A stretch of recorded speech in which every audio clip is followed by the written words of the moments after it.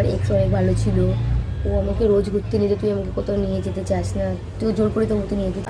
আমি দেবকে বলে দিয়েছি যে তোর থেকে আমার এক্স ভালো ছিল, আমাকে রোজ ঘুরতে নিয়ে, তো ও মেসেজকে চলছে তাহলে চলে যাওয়ার কাছে আনছি। হ্যাঁ এবার তো এটাই করে ওর কাছেই চলে যাবো। ও হেভি হয়ে গেছে, বুঝেই গেছি। আর মেসেজের তো অনেক ঝামেলা হবে, বাড়ি আছে তো আমার কাছে খুব মারা মারবে, আমার কপালে হেভি দুঃখ আছে। এবার এটা কথা বল, তোর সত্যি সত্যি মনে ছিল যেটা আমি বলছিলাম মেসেজ? হ্যালো, গুড মর্নিং বন্ধুরা, আমি দেব, তোমাদের দেবমাকাল ইউটিউব চ্যানেল। তো আজের ব্লগটা এখান থেকে স্টার্ট করছি। এখন বাজে সকাল 9টা বাজে। সকালে অনেক সকালে উঠে দোকানে ছিলাম সারাক্ষণ, কাজ বাজ যা করার আর কি, উনুন ধরালাম, চপ করলাম, চা বানালাম। এখন মা ঘুগনিও দোকানে দিয়ে আসা হয়ে গেছে, মা ঘুগনি বানিয়েছে, ঘুগনি দিয়ে আসা হয়ে গেছে। এবং ছাদে এসেছি সকাল সকাল। এখন ভিডিওটা এখানে স্টার্ট করছি, কারণ যে আমি এখন একটু টাইম পেয়েছি ভিডিও বানানোর। আমি ভাবলাম আজকেও সকালে টাইম হবে না ভিডিও বানানো, তাহলে আমার ভাবছি টাইম বার করলাম তোমাদের জন্য, যে ভিডিও বানাতেই হবে। তো এখান থেকে ভিডিওটা স্টার্ট করছি। এখন সকালে ছাদে এসেছি।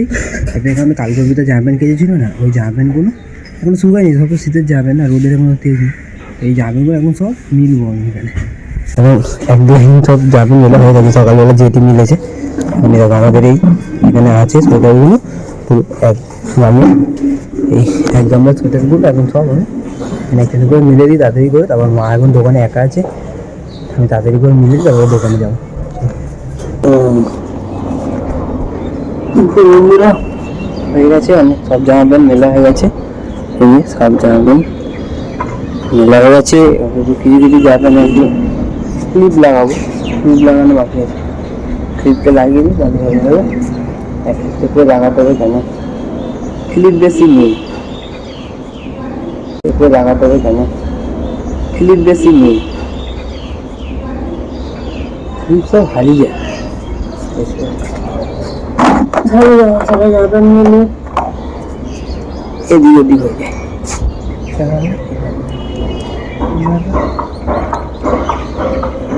করে ক্লিপগুলো মেরে নিই। কালকে আবার ভেবেছি কালকে দোকান খুলব না, কারণ এখন জানো কলকাতায় এখন একটাই আবহাওয়া ভাসছে, সেটা হচ্ছে এইটার এই আসলে বুঝতে পারছো, এটা হচ্ছে দেখো আর্জেন্টিনা। সবাই জানো আজকে রাত্রির পোয়ালেই কালকে মেসি আসছে কলকাতায়, আর আমি তো মেসির ডাই হার্ট ফ্যান না। তো আমার কাছে তো পয়সা ছিল না যে অত টাকা দিয়ে টিকিট কাটবো, তাই জন্য খুবই দুঃখিত আমি যে টিকিট কাটতে পারিনি অত টাকা দিয়ে। আমার গায়েও লাগছিল এত টাকা দিয়ে টিকিট কাটবো, তাই জন্য কাটিনি। আর কিন্তু কী করবো, ইচ্ছা মনে মানছে না। কালকে অনেক জোগাড় করার চেষ্টা করছি, তাও পারিনি জোগাড় করতে টিকিট। আবার ভাবছি যে টিকিট কিনবো না কিনবো না এত টাকা দিয়ে।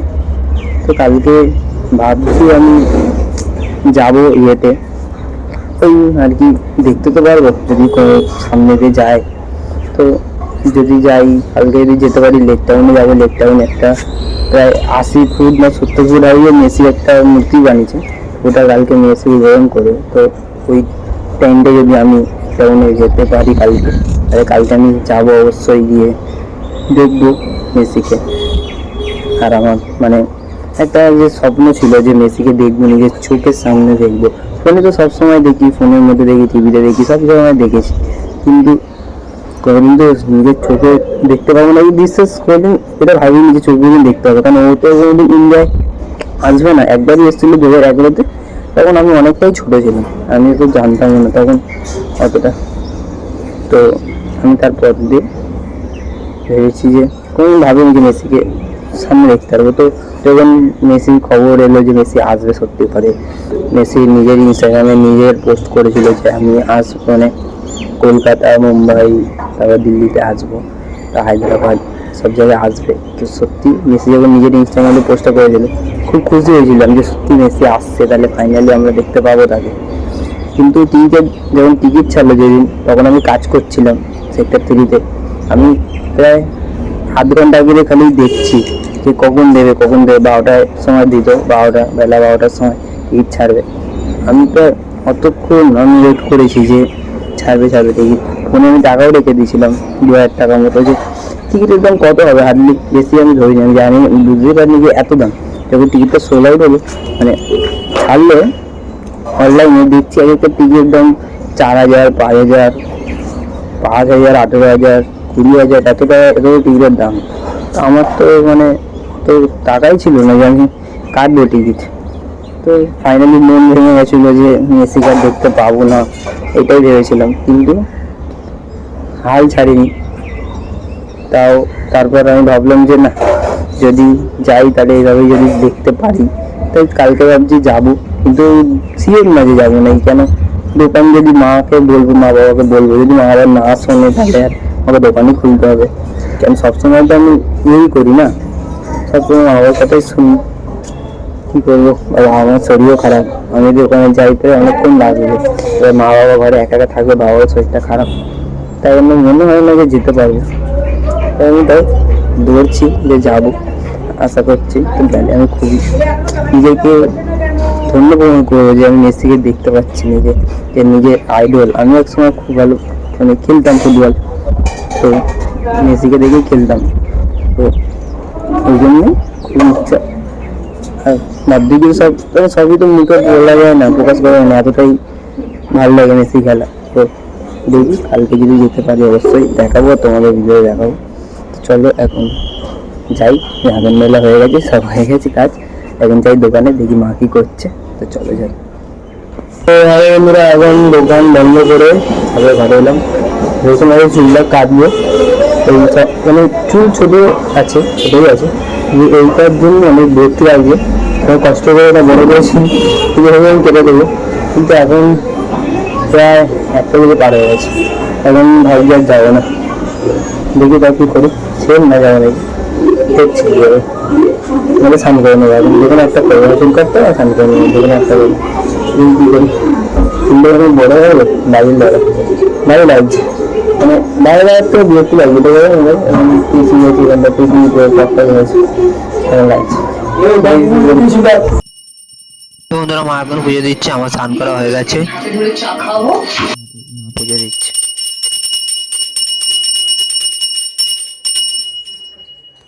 তো মা পুজো দিচ্ছে, স্নান হয়ে গেছে, মুরগিটা খেতে দিচ্ছে, এবার খেয়ে নেবো। চলো খেয়ে নি। তো বন্ধুরা যা বলেছি ওগুলো খেয়ে দিচ্ছে এখন, তো মুরগিটা খেতে দিচ্ছে। কিরম না চাই কাটা না কি বলেন, কি রান্না হয়েছে, কি রান্না হয়েছে তো জানে না। তো যাও, কাটা মাছ হয়েছে আর ভাত হয়েছে, তখন খেয়ে নিই। আমি হেভি জামা পড়ে চাইছি, পুরো কলা জামাটা আমার কাছে দাদাই 2 বছর আগে বার্থডে দিয়েছিল, আগের বছর 2 বছর, এবছর গেল তো 11 বছর বার্থডে দিয়েছিল। 2 বছর পর আমি কোনো পড়লাম, এখানে 2বারই পড়লাম আজকে, কেন আমার সব জাস্তি ছাদে, তাই এক জায়গায় পড়লাম আগে। তো চলো খেয়ে নি, ওগুলো খেয়ে নিই, খেয়ে নিই, কিছু বলবো তো বন্ধুরা, খেয়ে নিই। চলো বন্ধুরা, আমি দোকানে বসে আছি, দোকান খুললাম, বসে খিদে হচ্ছে, গজা খাচ্ছি। একটা ব্যাড নিউজ আছে, অনেক চেষ্টা করলাম, টিকিট করলাম না মেসির জন্য, মেসিকে দেখবো টিকিটের জন্য, একজনকে বললাম, আমার একটা বন্ধু আর কি স্টেডিয়ামেই কাজ করে, মানে ওই টিকিট মিকিট যখন এন্ট্রি করো না, তখন টিকিট এন্ট্রি করে না, অমনিও কাজ করে ওই দোকানে। তো ওকে ফোন করেছে, মেসেজ করেছিলাম যে টিকিট হবে, ওর কাছে ছিল, তো বললো হবে, তো টাকা লাগবে। তো আমার কাছে তো টাকা ছিল না, তো আমি মাকে বললাম যে মা এমনি ব্যাপার দেবে, মা তো বললো না এত টাকা দিতে পারবো না, কিন্তু কী করবো। আগে শুধু এই ভাবছি যে আমার কাছে টাকা নেই, অন্য সময় আমার কাছে টাকা থাকে, সবসময় টাকা রেখে দিই, আমার কাছে সবসময় থাকে আর কি, যে টিকিট কাটার যত দাম ওই 10 টাকা থাকে আমার কাছে সব বেশি দাম, শুধু এই সময় নেই, যেহেতু আমি কাজে যাই, কদিন কাজে যাচ্ছি না, অনেকদিন হয়ে গেছে, 1 মাস 2 মাস হয়ে গেছে, 1 মাস আর 15-16 দিন হয়েছে কাজে যাচ্ছি না। তারপর বাবার এমনি অবস্থা, দোকান অনেক দিন বন্ধ হয়ে গেছে, শুধু দোকান চালাচ্ছি, আর কোনো কিছু নেই, শুধু দোকানের ভরসায় চলছি, এটাই, দোকান বন্ধ হয়নি। বুঝলো, ওই জন্য আমাকে টাকা নেই এখন অত, ওই কারণে। হ্যাঁ হ্যাঁ যাচ্ছি, যাও এসে কথা বলছি। আর কি করবো, মনে কষ্ট নেই, থাকতে হবে তো। চলো গাড়িটা খাই, তা দিয়ে কি করে। তো হ্যালো বন্ধুরা, আমি অর্পিতা। তো আজকে দেখছি একটা ছোটোখাটো প্র্যাঙ্ক করবো। প্র্যাঙ্ক বলতে কিছু না, ওকে আমি একটু বলেছিলাম আমাকে সন্ধ্যাবেলা ঘুরতে নিয়ে, আমাকে ঘুরতে নিয়ে যাইনি। তো ওকে আমি এখন বলবো যে তোর থেকে আমার এক্স অনেক ভালো ছিল, ও আমাকে রোজ ঘুরতে নিয়ে, তুই আমাকে কোথাও নিয়ে যেতে চাস না, তুই জোর করে তো মতো নিয়ে যেতে চাস না। তো এটাই বলবো, কারণ কি আমি অল্প রেগে রয়েছে। কারণ হচ্ছে সবাই জানি যে কাল মেসি আসবে। তো আমাদের বাড়ির সামনে আছে স্টেডিয়াম, এখানেই আসবে। 9,000 টাকা টিকিট, কখন ওটা কাটার জন্য চেক করছে, আমাকে কাটতে দিন ওইটা। আমি বললাম যে কিনা এখন কাটতে হবে না টিকিট, যাবো না এত টাকা টিকিট কেটে। ওটা নিয়ে একটু রেগে আছে। আমার এখন দোকান আছে, আমাকে মেসেজে বলবে এই কথাগুলো যে তোর থেকে আমার এক্স অনেক ভালো ছিল, ও আমাকে রোজ ঘুরতে নিয়ে যেত, তুই আমাকে নিয়ে যেতে চাস না। দেখবো রিয়াকশানটা কী হয়। এখন তো রিয়াকশান আমাকে তোমাদের দিতে পারবো না, কারণ ও দোকানে আছে। ও আসলে তখন রিয়াকশানটা দেবো, এই মেসেজের স্ক্রিনশটগুলো আমি এখানে দিয়ে দেবো, দেখবো কী বলে আর ওর রিয়াকশানটা কী হয়। লেগে তো পুরো যায়। তো চলো, ও আসলে রিয়াকশানটা তারপরে নিচ্ছি। গাইস, আমি দেবকে বলে দিয়েছি যে তোর থেকে আমার এক্স অনেক আমাকে রোজ ঘুরতে নিয়ে, তো ও মেসেজকে চলছে তাহলে চলে যাও ওর কাছে। আনছি হ্যাঁ, এবার তো এটাই ওর কাছেই চলে যাবো। ও হেভি হয়ে গেছে, বুঝেই গেছি। আর মেসেজে তো অনেক ঝামেলা হবে, বাড়ি আছে তো আমার কাছে খুব মারা মারবে। আমার কপালে হেভি দুঃখ আছে আজকে। আমি মনে হয় প্ল্যানটা করতে গেলাম, এমনি বলতে গেলাম, আমাকে দেব কোনো মেসেজে আর রিপ্লাই করছে না। মেসেজ করছি, মেসেজ সিনই করছে না, রিপ্লাই তো অনেক দূরে থাক, মেসেজ সিনই করছে না। আমি হেভি চলে লেগে গেছে আজকে। আমার বাড়িতে খুব কপালে দুঃখ আছে, খুব মার খাবো আজকে। আমি অনেক কথা বলেছি ওকে, আমি বলেছি যে ঠিক আছে তুই আমার সাথে সামনাসামনি কথা বলতে, ঘরে আমি তোর সাথে সামনাসামনি কথা বলতে চাই, আমি তোর সাথে থাকতে চাই না। ওটা ঠিক আছে, আমি ঘরে গিয়ে তোর সাথে কথা বলছি। ও আসতে বললো একটু পরে, বলছি আমাকে দেবে আছে, খুব মার খাবো আমি। বলছিলাম দেখতে তাহলে রেখে দিয়েছি, দেখবে বাড়ি আসার টাইমও হয়ে গেছে, মা নিচে গেছে। তো এখন যাই না, ও বলছে, আমি বললাম যে আমি কি নিচে যাবো, বললো নিচে আসতে পারে, আমি ঘরে যাবো, তোকে নিয়ে যাবো না কোথাও। তো আমি তাও একবার ভাবলাম যে না আমি যাই। তো চলো, আমি এখন রেডিটা হয়নি, রেডি হয়ে ফের দেখা হচ্ছে, চলো রেডিটাই হয়নি। তো আমি হালকা পাতলা রেডি হয়ে নিয়েছি, এবার দেখি কখন আসে, আমাকে নিয়ে যায় নাকি। রেডি তো হয়ে গেছি, মনে হয় আমি নিয়ে যাবে, দেখি তাও নিয়ে যায় নাকি। আমি বসে থাকি এখন ঘরে, একটু বসে ফোন ঘাটি। আমি ওকে তাও মেসেজ করে জিজ্ঞাসা করবো যে আমি নিচে যাবো কি, যদি বলে না আয় তাহলে আমি যাবো, বলে না ঘরে বস আমি যাচ্ছি, তাহলে বসবো। দেখি ও কী করে। 9:30 বাজে এখন, চলো দেখতে থাকো।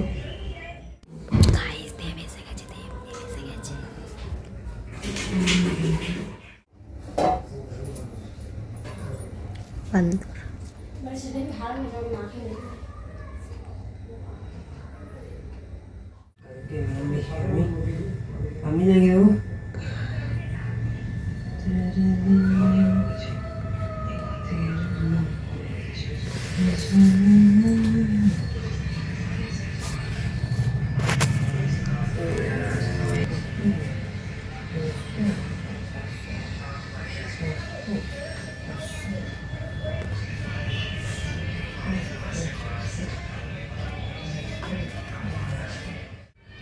ঘুরতে নিয়ে যাবে বলেছে, চলো ঘুরতে যাচ্ছি, দেখি তখন গিয়ে বলবো কী বলবো। আসুক তখন রেডি হয়ে গেছে, রেডি হয়ে গেছে, তাহলে বলবো এটা।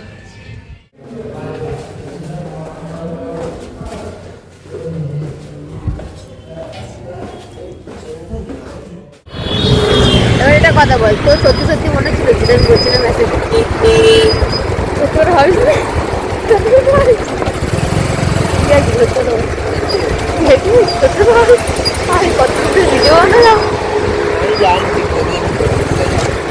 আমি ভাবলাম বহুত কেলানি খাবো, কত ভিডিও বানালাম আমি বসে বসে ঘরে। আমাকে প্র্যাঙ্ক করছিল মনে হতো, তো আমাকে মেসেজ করছিল ওর এক্সকে নিয়ে, যে আমি তার সাথে কথা বলছিলাম আর ওর সাথে ফিরিয়া ওইসব আমাকে বলেছিল। তো আমার খারাপ লাগছিলো, সত্যি খারাপ লাগছিলো। এমনি কথা তো যদি আমি ওর কাছে শুনি কষ্ট তো হবে, তো তাহলে বলছিল আমার অনেক কষ্ট হচ্ছিলো। যখনই ও মেসেজ করছে আমি পড়ছি, তো আমার এখানটা বুকের কাটা ব্যথা করছে, মানে একটু খারাপ লাগছিলো। যে যেমন খারাপ লাগে, হঠাৎ তুমি যদি কিছু একটা দেখো, মানে যেটা তুমি এক্সপেক্ট করো না, তেমন হলে বুকে হালকা ব্যথা করে না, এমনি হচ্ছিল। তো আমি ভাবছিলাম ভাবছিলাম সত্যি না মিথ্যে, কিন্তু বেশিটাই ভেবেছিলাম যে মানে ইয়ার্কি মারছে, কারণ ও এসব নিয়ে কথা কোনোদিন বলতে পারে না। এটা আমার মানে এটা আমার বিশ্বাস যে ও কোনোদিন বলবে না। করে নেবো সত্যি সত্যি। এটা আমি নিজের একটা ভয় আচ্ছা, না একটু কেন, খুব মার খাবো খুব, আমি বলছিলাম আমি একটু আগে যাবো। আগে সত্যি হতো আমি ইট মারতাম না, কেন আমি মারাটা অনেক আগে ছেড়ে দিয়েছি। আগে আমি মারতাম, বিশেষ করে তোমাদের বলি আমি ওকে অনেক মেরেছি আগে, কিন্তু প্রায় 2 বছর হতে যায় না, 1 বছর 2 বছরের বেশি হতে যায়। আমি আজ পর্যন্ত মানে ইয়ার্কি মেরে এমনি চর এমনি গালে মারি বা এমনি পিঠে হালকা হালকা এমনি ঘুষো মারি ইয়ার্কি মেরে, কোনোদিন এমনি মারি না যে ও দমা মারতে যাবে গালে দাগ পড়ে যাবে, অমনি আর মারি না। আগে ও অনেক মেরেছিলাম একদম, কারণ সেটা ওরই কারণে। আমি যে কোনোদিন একবারে ওকে করে দিই, একবারও করলো ঘট করে মেরে দিলাম, আমি কোনোদিন করি, কিন্তু যে মারতো। এখন আমি অনেক চেঞ্জ হয়ে গেছি, অমনি আর কোনোদিন করি না। আর মাও আমাকে অনেক বুঝেছিল যে এমনি মারতে নেই, যেহেতু ও মেয়ে হয় তুমি, তো ওই জন্যই আমি আর মারা বন্ধ করে দিচ্ছি ওকে। তো ভেবেছিল ওকে মারবো, তো আমি কিছু করবো না। আমার ওই যদি সত্যি করে, এটা যদি সত্যি করে হতো আমি তাও ওকে মারতাম। খারাপ লাগতো, করবোই না কখনো এমনি। খারাপ আমি লাগতো, এমনি রাগানোর জন্য বলছিলাম আমাকে কোথাও নিয়েই যাচ্ছে না বিকেলবেলা। খারাপ লাগতো, কষ্ট পেতাম, হয়তো নিজেই কষ্ট নিজের মধ্যে রেখে দিতাম, কিন্তু ওকে কোনোদিন কিছু বলতাম না।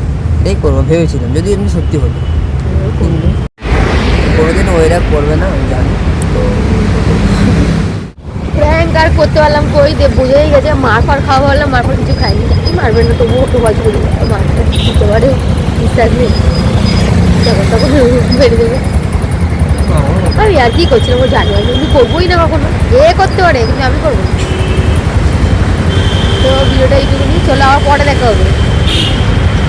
বন্ধুরা অভিজাকে বাড়ি যেতে চলে এসেছি, তখন অভিজাকে ছেড়ে যায়, রাত্রির অনেক হয়ে গেছে, 12টা দেখো পুরো রাস্তাঘাট ফাঁকা। দেখো আমি 4 রাস্তার মধ্যে দাঁড়িয়েছি, দেখি এদিকে ফাঁকা, এদিকে ফাঁকা, এদিকে ফাঁকা, এদিকেও ফাঁকা, একটা স্কুটি গেল, তো রাস্তা খুব ফাঁকা এবং অনেক রাত হয়ে গেছে।